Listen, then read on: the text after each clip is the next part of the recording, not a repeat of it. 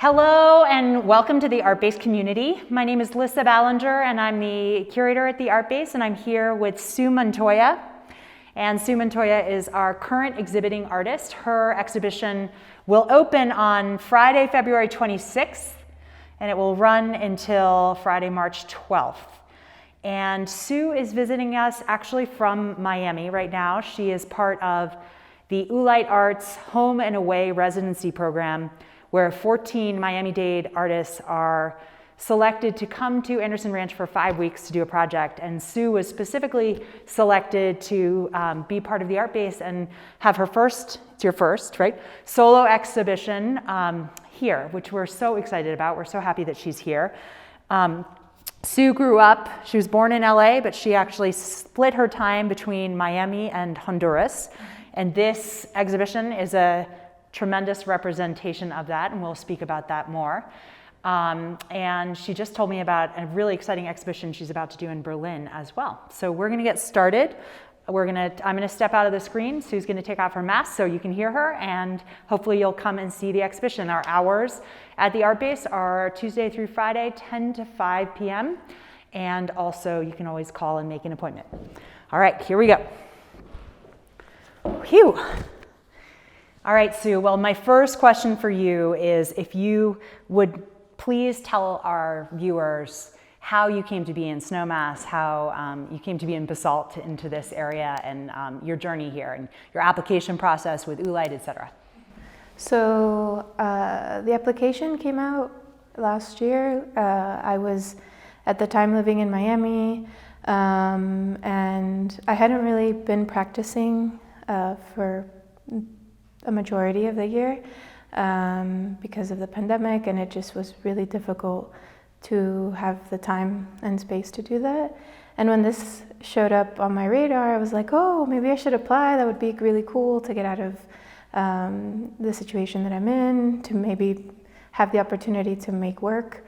And I applied. I got news back in December around that time, and it was like the best gift, because then I had something to look forward to. Which we're all, wishing for something to look forward to at this stage. Mm-hmm. And this was your first experience in the snow, not necessarily the mountains, because we reference the mountains here, but, and how has that been? It's been wild. I mean, it's been really fun. And I think, again, it's just such a blessing to be in a different context and to see such a beautiful environment. Yeah, I've had my battles with the snow because it's all new to me, like I have no context for this, but it's been a great experience. Is this the first residency program you've done? This is the first residency where we make work. I did a residency in Mexico City a couple years ago, but it was mostly theoretical, and exploring the city, right? So it was difficult to manage both things. But it's been the first one where I've had time, funding, and the time to focus, and the space. And the ranch is amazing because they have so many resources for us. If you wanted to hop into ceramics, you could, which is what I did. Mm-hmm. Yeah. So you specifically applied for the residency in ceramics or in photography or both? I applied in photography because at the time of the application I had just started ceramics. I think I had done my second class.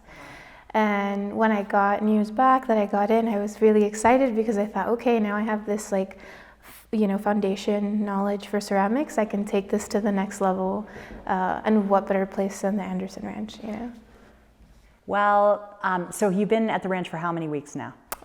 This is our third week. Third week, so you have 2 more weeks. And are you trying to complete something definitive in the time that you're there, or yes? Yes. How's that going? It's going. Right now I'm in the writing process for the project that we talked about in Berlin. So my schedule went something like this: work on this show for the first 3 weeks or 2 weeks. This show at the Art Base, yeah. Mm-hmm. And then divide the rest of the time for the Forecast project, which was originally called Rising Tides, but now technically has no title. And this is the project in Berlin? Yes. Okay. Before we start talking about the project in Berlin, let's talk about what we're looking at here at the Art Base. And so tell the viewers, describe to the viewers what they're going to see in the exhibition. So this exhibition is a culmination of one recurring memory. And the memory is an experience I had when I was very young. I was visiting my mother's family in a small town called El Horno, which translates to the oven. And we were in the mountains, and for whatever reason, I was by myself. In Honduras, yes. It's on the outskirts of Tegucigalpa, which is the capital. And so I was by myself looking at this mountain range in front of me, and it was at that moment in the morning when the fog starts to descend. And so the title of the show is Clouds Dissipate, right? Because I was watching the clouds sort of move to show me like this beautiful range. And I don't know how long I was there for, because obviously memories are elastic and they can change. And so, but it was always something I went back to when I was making art, but predominantly when I was looking for peace or like a meditative, or I just needed something, and that was always the memory for me that calmed me and just like brought me the peace I was seeking, right? And then when I started making art, I kept thinking about the mountain and that moment and that experience. But at the time I was living in Miami, which is a very flat landscape. And so I made this series of work called Here Today, which are the 3 drywall pieces that we see in the show. It's a series of 12, but the 3 are the remaining ones. And these images are printed onto drywall, which is a material that my father uses in his practice. He's a construction worker. And so it made me think about what it meant to build a home in a different place, but then also what it meant to build and construct memories, because all of these things are ephemeral, right? The memory, the material, even though it's sturdy, the mountain is also ephemeral, everything. And so I took a trip last year before the pandemic to Honduras for the first time in 15 years. And I was really excited to go back to the place, to that mountain range, to that community, because it felt like I was able to complete a loop, right? That I had this journey that I needed to fulfill. And so I didn't spend a lot of time there, but it was really powerful, and it felt like a homecoming. And so the smaller images are an addition of 6, and they're all images I took throughout our journey to this other town that my family is from, called Tatumbla. So the series is called Camino a Valle de Ángeles y Tatumbla. And you see some of the recurring images, like the mountain, the pine trees, the homes under construction, which is like a huge image for me. I've always lived in places that are constantly under construction. My childhood home to, the home that my dad lives in now is. Well, and your father being in the construction business, it's obviously part of your life. Was the experience of returning to Honduras, were you able to find that same peace that you sort of associated with it, or had it changed so dramatically that the experience was different? So I think the cities changed dramatically, right? Like everywhere, yeah. But the village didn't. I still felt that quietness and that groundedness I felt in that moment when I was younger, and it kind of made me think that I wanted to go back full time and just stay there, but that is also dependent on what happens in the next couple of years, Like I think it might be a 5-year or 10-year goal.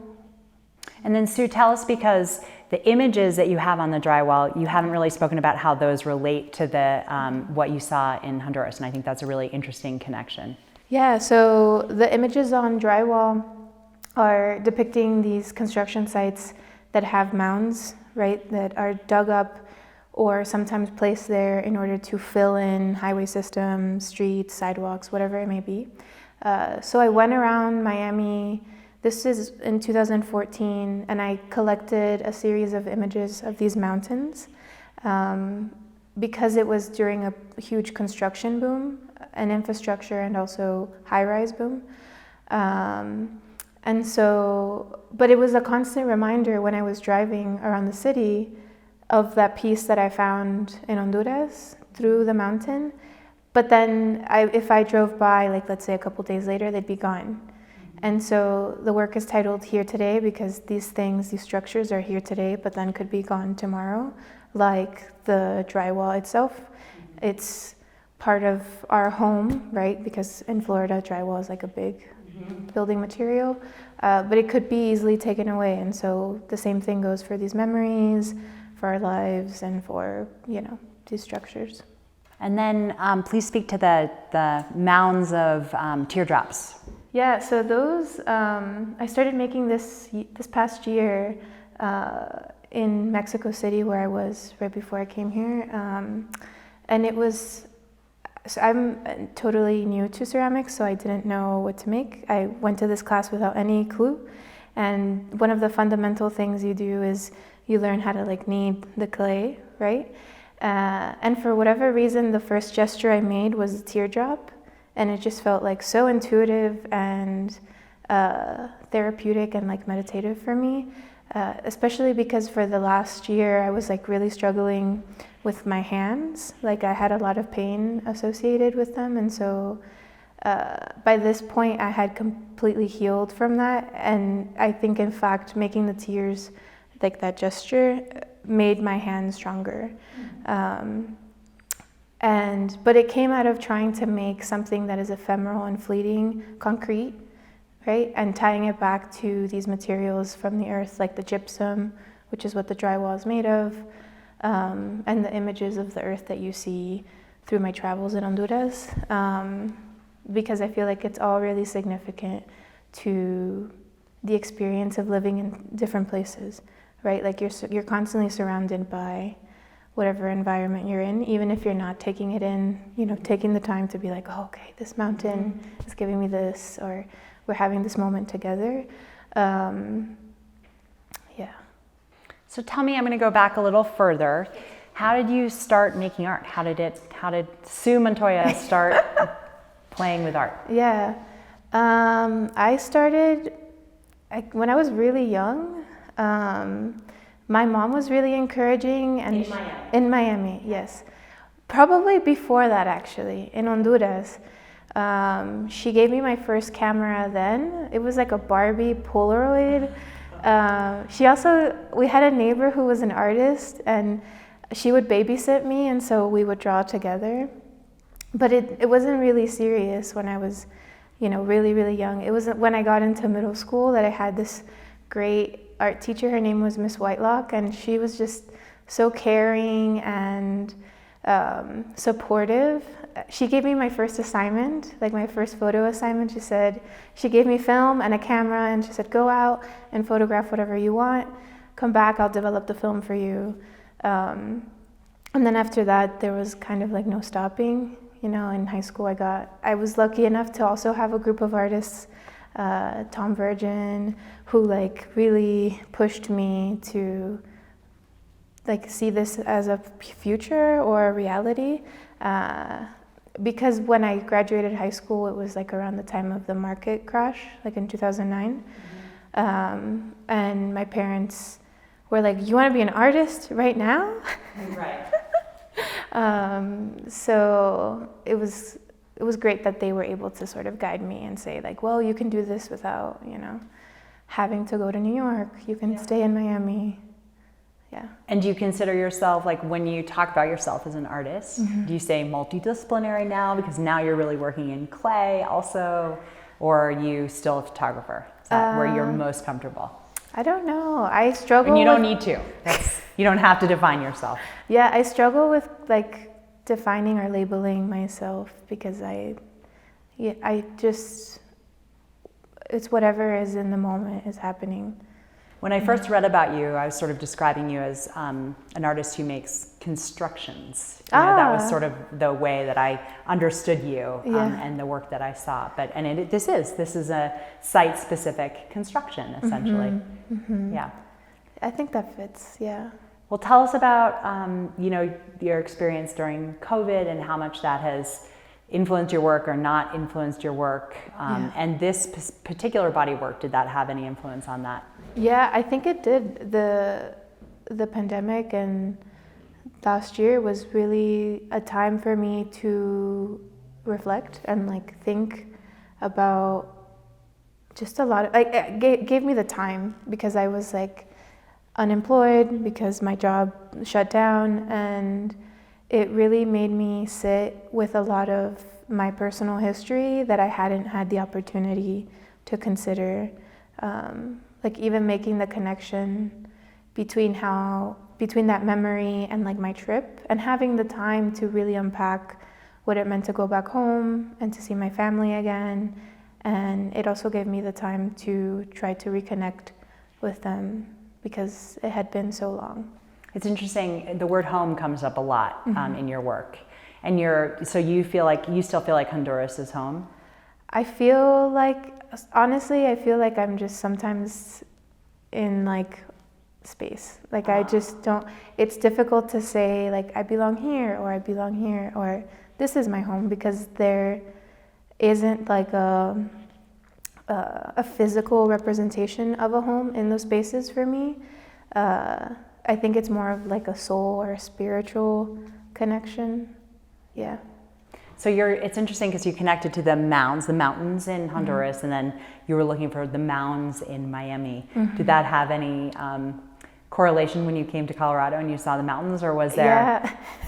I mean, totally different. So it's just a random question, but did you feel any of that same connection? Like obviously you're drawn to that. Yeah. I think that structure. It has been. I've had to schedule my time so that I'm not just outside looking at the mountains, because it can be very captivating to want to spend time outside in nature. But it has been, I feel it's radically different than Honduras, because in Honduras it's like a valley, right? You're kind of like framed by the mountains. In Miami, they're ephemeral, so it's not like you don't get the same impact. But here, I feel like you're not framed by them. You're just constantly around, and I don't know. It's always jarring. That's why I love taking the bus here, because I'm just like, yeah. Have you been taking any photographs here? I haven't actually. Yeah, I think now that I have a little more time, I can start. You've been a little busy. Yeah. So I look forward to it. Good. Yeah. Well, another word that keeps coming up in your work is memory.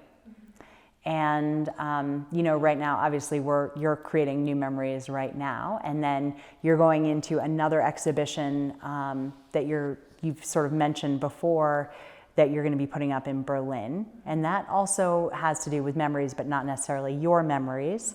And I was wondering if you could tell our viewers about what you're planning next, which has to do with this show in Berlin, which also has to do with the pandemic, et cetera. So. Yeah, so I think memory, whether it's individual or collective, is really important to the work. The show that's in Berlin is about climate change in Miami. And the way that I think about memory in that work is through atlases. So if you imagine like a detective scene who has like all of the evidence on a wall, to me that's not only evidence but memories, right? And so I'm building this sculptural piece in which you'll get to see how the county of Miami-Dade, how it developed along the river. So from the canal, which is in the Everglades, all the way to the mouth of the Miami River. I've sort of been like digging into that history and like making a script that will ultimately create the sculptural works with supported with images, and then also a video piece. Yeah, and in that situation, I kind of see myself like as the archivist, or like the person who is looking and investigating through all of this information, which can be quite overwhelming because climate change is, a very heavy subject. Yeah. Yeah. And when does that open? That opens virtually April 1st. Okay. I'm the first person to present. Are you going to Berlin or no? No, I'm not going to Berlin. I decided not to because of the pandemic, and Yeah. it feels safer to stay Yeah. home. But I went 2 years ago as part of like the preliminary exhibition. Great. And I want you to speak a little bit about one of the really fun things about working with Sue was how enthusiastic she was about working with youth education in collaboration with the Art Base. And she had this whole plan, which was so fun. And I'd love for you to share what your idea is that you're going to be doing. I'm sorry if this is a surprise for the viewers, and hopefully no one's tapping in who's going to go there. But what is your education idea with the kids? So with the kids, I want to talk to them about home, right? Memory. And I want to we'll have a series of activities. The first one being a writing activity where we will reflect upon a memory that we hold, and then we'll also reflect upon stories that have been told to us by our family. And I really want it to be a conversation. I'm really excited to work with them. And so then after that will translate into a drawing exercise where we'll quickly sketch out an object, a landscape, something that connects back to either of those memories. And then we're going to use clay to bring those memories to life. Yeah. That sounds great. I'm going to tap in, come and raid your experience. It sounds awesome. Yeah. Well, is there anything else you want to share with the Art-Based viewers about this exhibition, and anything you want people to keep in mind? Nothing I can think of at the moment. Well, we're so grateful that you came and shared your work with us at the Art Base, and we so look forward to seeing what happens with you over your entire career. It's really exciting to have you here. Thank you so much, Sue. Thank you for having me. Don't forget, you guys can come visit this exhibition Tuesday through Friday, 10 to 5 until March 12th, or by appointment, so please stop by. Thank you so much. Thank you.